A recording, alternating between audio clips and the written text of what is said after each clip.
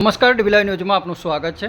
9 August એટલે વિશ્વ આદિવાસી દિવસ। વિશ્વ આદિવાસી દિવસની યુનો દ્વારા જાહેરાત કરવામાં આવ્યા બાદ સમગ્ર વિશ્વમાં વિશ્વ આદિવાસી દિવસ તરીકે 9 ઓગસ્ટની ઉજવણી કરવામાં આવતી હોય છે। ત્યારે ટ્રાઇબલ બહુમતી ધરાવતા ઘોઘંબા તાલુકા મથકે પણ આજરોજ વિશ્વ આદિવાસી દિવસની ઉજવણી ઉમંગ અને ઉત્સાહભેર કરવામાં આવી હતી, જેમાં ખૂબ જ મોટી સંખ્યામાં માનવ મહેરામણ ઉમટી પડ્યો હતો।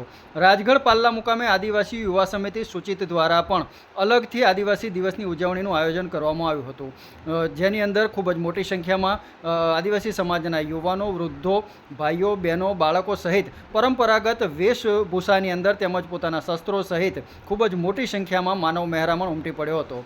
આ કાર્યક્રમની અંદર આયોજકો દ્વારા રાજગઢ પાલ્લા મુકામે અલગથી આદિવાસી યુવા સમિતિ દ્વારા આદિવાસી દિવસની ઉજવણીનું આયોજન કરવામાં આવ્યું હતું, જ્યાં વિશ્વ આદિવાસી દિવસની ઉજવણીમાં આદિવાસી યુવા સમિતિના સંયોજક વિજયભાઈ રાઠવાએ આવેલ સૌ આમંત્રિત મહેમાનો તથા આદિવાસી સમાજના યુવાનો, વડીલો અને આગેવાનોને વક્તવ્ય આપી અને આદિવાસી દિવસે પોતાના સમાજના ગૌરવ માટે કામ કરવા માટે હાર્દિક અપીલ કરી હતી। લક્ષ્મણ રાઠવા સાથે ડીબી લાઈવ ન્યૂઝ, ઘોઘંબા।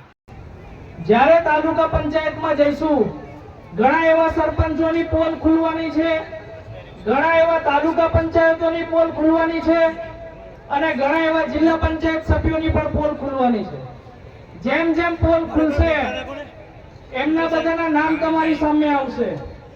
વાત થાય કે સમિતિવાળા સમાજનું જ વિરોધ કરે છે, સમાજના નેતાનો વિરોધ કરે છે, તો બધાને જણાવી દઉં કે મહાભારત થયેલી ત્યારે પાંડવો સામે પણ એમના ઘેરના જ હતા, પારકા હતા। એવી જ રીતે જેરુસલેમમાં જ્યારે મુસ્લિમોની લડાઈ થયેલી ત્યાં પણ એ સામે બેઉ પક્ષવાળા મુસ્લિમો જ હતા। જેરુસલેમ કે કયું મને પરફેક્ટ યાદ નથી। એવી જ રીતે ઈસાઈઓની લડાઈ થયેલી ત્યાં પણ બેઉ પક્ષે ઈસાઈઓ જ હતા। એમ આપણી સામે પણ પહેલા તો આપણા વાળા જ ઉભા છે। એમની સામે ખોટું હશે ત્યાં આગળ કરવી પડશે અને એ લોકો સુધરે તો સુધારવા પડશે, પણ જો ના સુધરે તો આપણે એ લોકોને કાન પકડી અને ઘેર બેહાડવા પડશે। કારણ કે માનગઢમાં એક સંત થઈ ગયા ગુરુ ગોવિંદ, જેમને એમના સમયમાં ભવિષ્યવાણી કરી હતી કે છેલ્લા યુગની છેલ્લી વારી આદિવાસી ભીલ કુળની વારી, એટલે કે છેલ્લા યુગની છેલ્લી વારી આદિવાસીઓની વારી આવવાની છે। પણ એમાં પણ કીધેલું કે આવનારા સોરાઓથી શેતીને રહેજો, હાસે હાસુ કહેજો ને હાસુ નહીં કહીએ તે ફોડિયા ઊંધા લટકાઈને પૂછે। આદિવાસી યુવા સમિતિ એમાંની છે કે એકવાર હાચું પૂછશે, હાચું પૂછ્યા પછી જો એમાં પણ ખોટું કહેશે તો ઊંધા લટકાઈને એ લોકોને પૂછવામાં આવશે।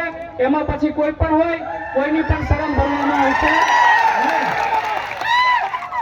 આજે તમને બધાને ખબર હશે કે ઘોઘંબા તાલુકામાં અને ફાટક પાસે આજે એ ફાટકનું નામ બદલાવા જઈ રહ્યું છે અને નામ આવી રહ્યું છે એ જગ્યાનું બિરસા મુંડા સર્કલ। આપણા સમાજના નેતાઓ ત્યાં બિરસા મુંડાની પ્રતિમા મૂકી રહ્યા છે અને એ ફાટકનું નામ બદલાઈ રહ્યું છે અને નામ થઈ રહ્યું છે બિરસા મુંડા સર્કલ। બિરસા મુંડા એટલે કોણ? તો કે નામ લે અને રૂવાટા ઉભા થાય એનું નામ બિરસા મુંડા। આજે સમાજ ના નેતાઓ ખોટું તો કરે છે, પણ નબળું પાતળું આ કામ એ ખારું કર્યું છે એ બાબતે બધા લોકો વખાણે લાયક છે અને એ બધા લોકો આજે જે અહીંયા પ્રતિમા મૂકી છે એ પ્રતિમા આપણે બધાએ વધાવી લેવાની છે। પણ એ મૂર્તિ જેની છે એનું નામ બિરસા મુંડા, એટલે કે ધરતી આબા બિરસા મુંડા। ઝારખંડના એ બિરસા મુંડા, ત્યાંના લોકો એમને ધરતી આબા કહે। ધરતી એટલે જમીન અને આબા એટલે ભગવાન.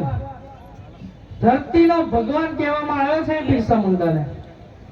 એ બિરસા મુંડાની વાત કરીએ તો જેમ દેશમાં ઘણા બધા લોકો દેશ માટે લડ્યા, એવા એક બિરસા મુંડા હતા જે અંગ્રેજો સામે લડ્યા. અને ત્યાંના સાહુકારો એટલે એ સમયે જ્યારે જમીન ગીરવે રાખીને પૈસા આપતા અને પછી વ્યાજ ચડાઈને જમીન આખી આદિવાસીઓની કબજે લઈ લેતા, એવા સાહુકારો સામે અને અંગ્રેજો સામે બિરસા મુંડા લડ્યા હતા. અને 25 વર્ષની ઉંમરે સમાજ માટે એમને બલિદાન આપ્યું હતું અને એમને જેલમાં લગભગ ઝેર આપીને મારી નાખવામાં આવ્યા હતા. એવા બિરસા મુંડા આપણા ગોગંબામાં આવતા હોય તો દરેક આદિવાસી સમાજને એનું ગર્વ છે.